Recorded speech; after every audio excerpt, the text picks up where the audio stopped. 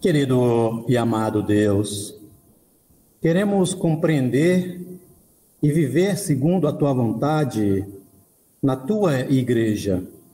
Queremos ser santificados por Tua presença e cumprir aquilo que Tu nos pede enquanto o Teu mandamento.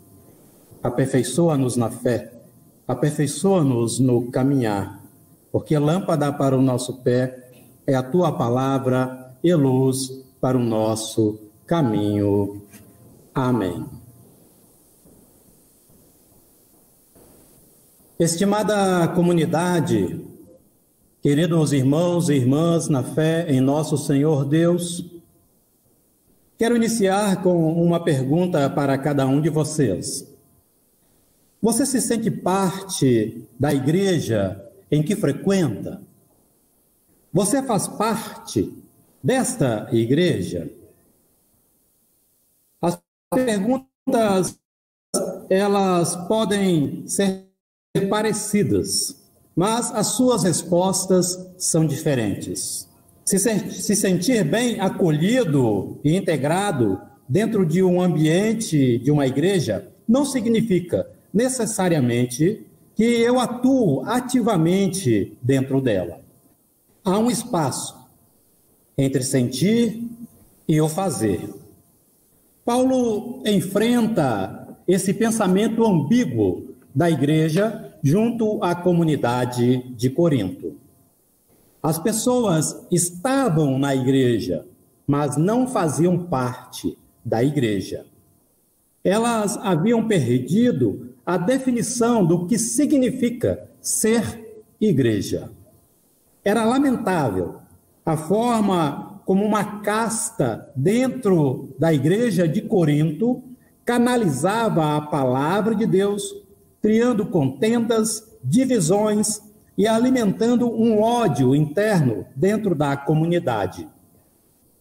Incluso, Paulo teve a sua autoridade desacreditada porque questionara a manipulação que ocorria dentro da igreja em prol de alguns poucos. Na igreja de Corinto, efervesciam pequenos grupos que queriam se sobressair, minando e enfraquecendo o sentido do grande corpo unido em Cristo. É possível pequenos grupos ativos na igreja serem negativos? Sim, é possível quando os grupos não passam de uma nomenclatura dentro da igreja e deixam de atuar pelo todo. Corinto sofria desse mal. Sua maior dificuldade é que muitos não confessavam a Cristo como o centro da sua fé. Ao mesmo tempo em que haviam pessoas plenas e cheias de dons, elas despendiam energias para servirem a si mesmas, ao invés de servirem a Deus. Paulo procura lhes ensinar que quando nós nos dispomos a se identificar como cristãos, isto nos implica a árdua tarefa de viver a unidade e de ter em Cristo o único fundamento da fé. Ao invés disso, Corinto optou por cada um ter a sua própria verdade e seguir pelo caminho da contenda. Eles negavam ver o evangelho e a mensagem da cruz porque preferiam suas vontades pessoais. Eles ouviam sobre Deus, mas não entendiam o que estavam ouvindo. Então, Paulo os desafia a se escutarem melhor, a uma autocrítica. E aí, mesmo assim, eles não conseguiram entender o que Paulo lhes dizia.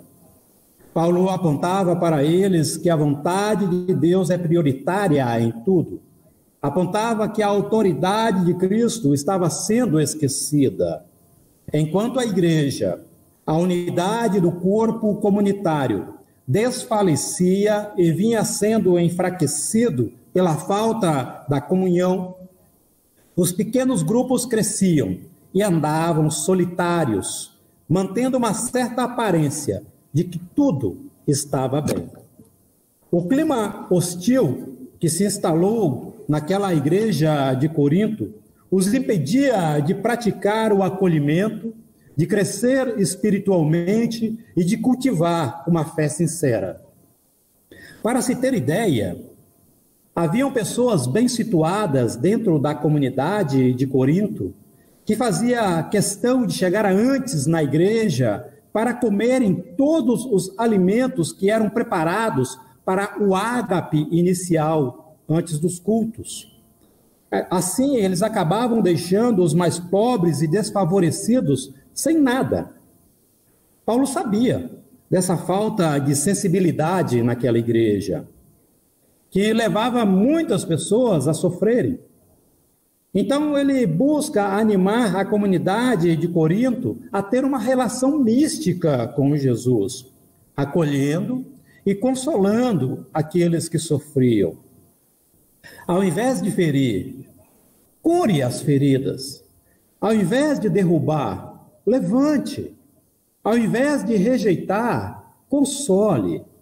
Quebrar a unidade não é a vereda da paz. Ser igreja, meus queridos, é uma tarefa difícil.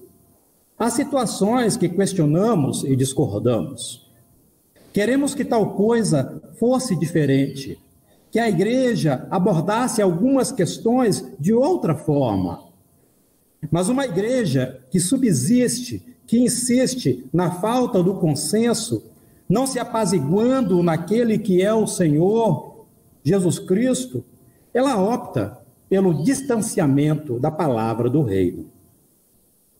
Busquem o que é correto, diz Paulo. Sonhem com o aperfeiçoamento contínuo. Alcem as suas mãos para se segurarem em Deus. Quem está em busca de algo, reconhece que este algo lhe falta. Portanto, sabe-se imperfeito, incompleto, carente da perfeição.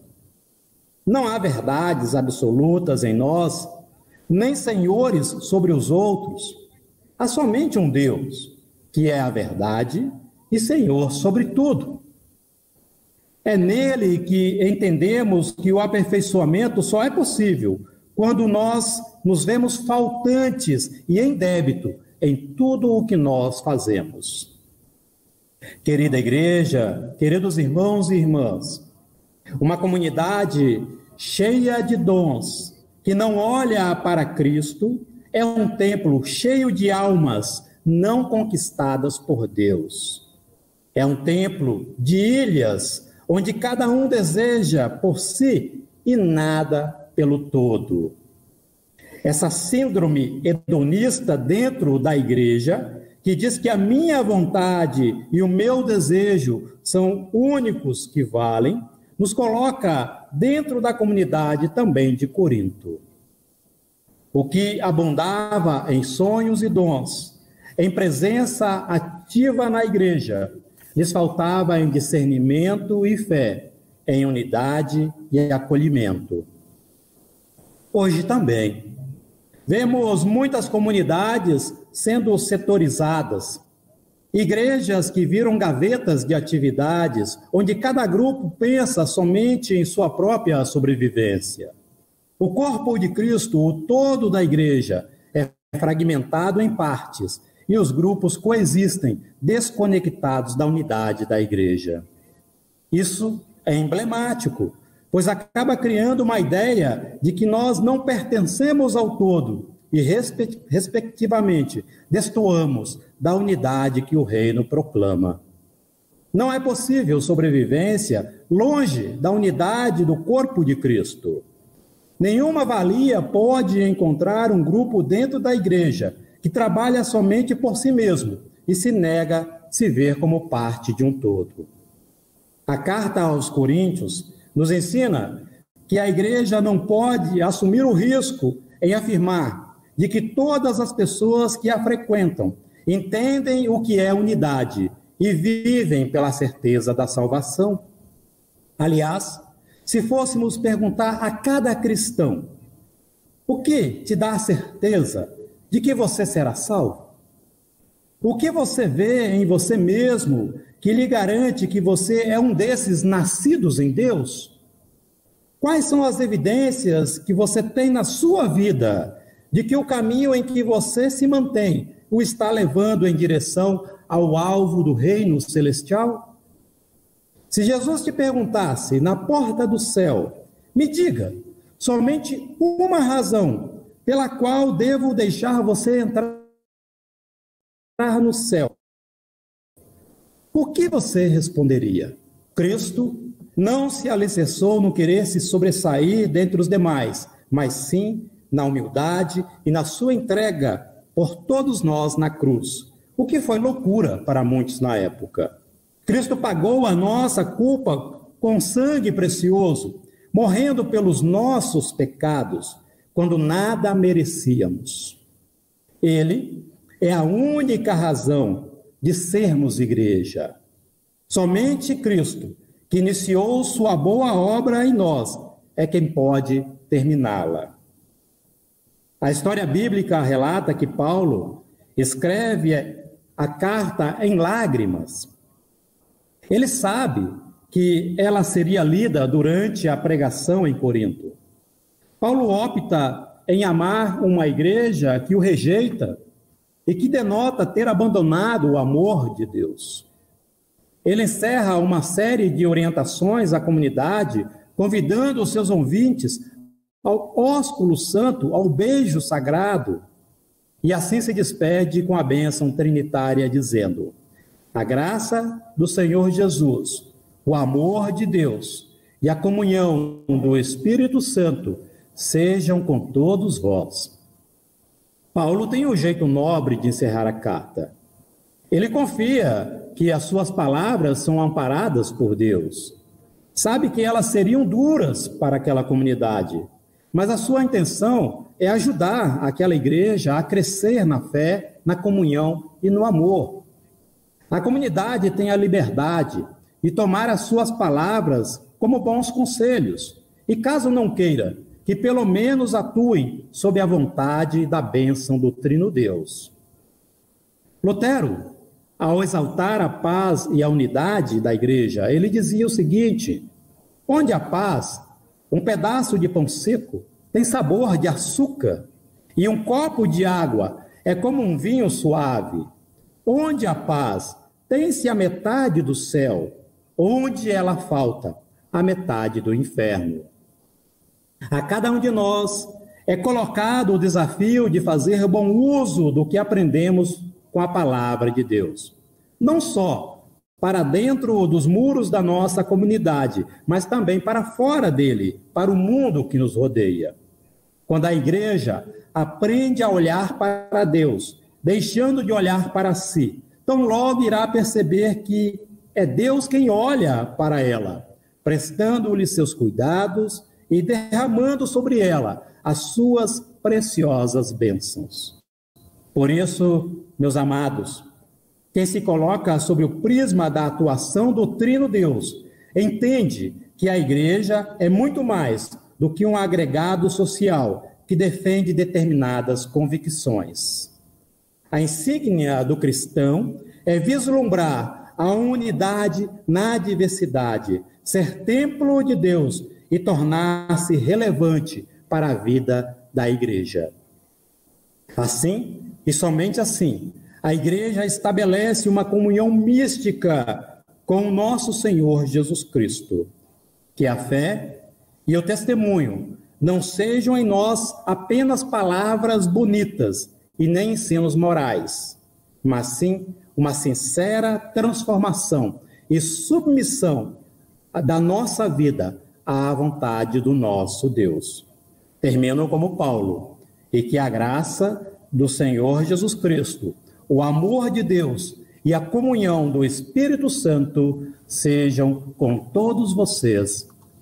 Amém.